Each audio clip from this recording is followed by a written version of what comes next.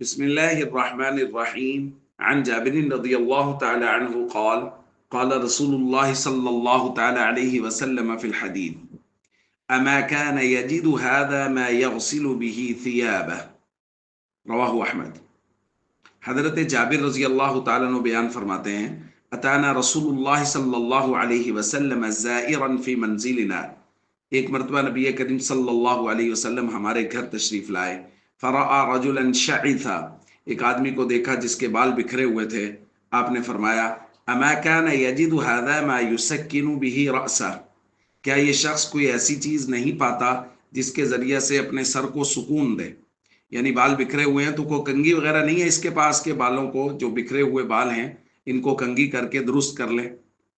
ورآ رجلا علیہ ثیاب وسخہ، پھر حضور نے ایک آدمی کو دیکھا جس نے میلے کچیلے کپڑے پہنے ہوئے تھے۔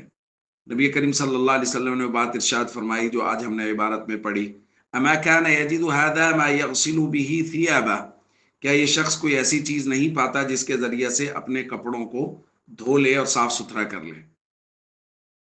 تو دوستو، نبی کریم صلی اللہ علیہ وسلم کا یہ ناراضگی کا انداز ہے کہ حضور نے اگر کسی کو بکھرے ہوئے بال دیکھا تو حضور نے فرمایا ان بالوں کو سمیٹا کیوں نہیں ہے، کنگھی کر کے کیوں نہیں رکھا۔ اسی طرح اگر کسی کے کپڑے میلے کچیلے حضور نے دیکھے ہیں تو حضور نے اس پہ ناراضگی کا اظہار کیا ہے کہ کپڑے اجلے اور صاف ستھرے ہونے چاہیے۔ نئے پرانے کا مسئلہ نہیں ہے، لیکن جو لباس پہنا ہوا ہے وہ صاف ستھرا اور اجلا لباس ہونا چاہیے، اور ہمیں ایسا ہی لباس پہننے کی کوشش کرنی چاہیے۔ السلام علیکم ورحمۃ اللہ وبرکاتہ۔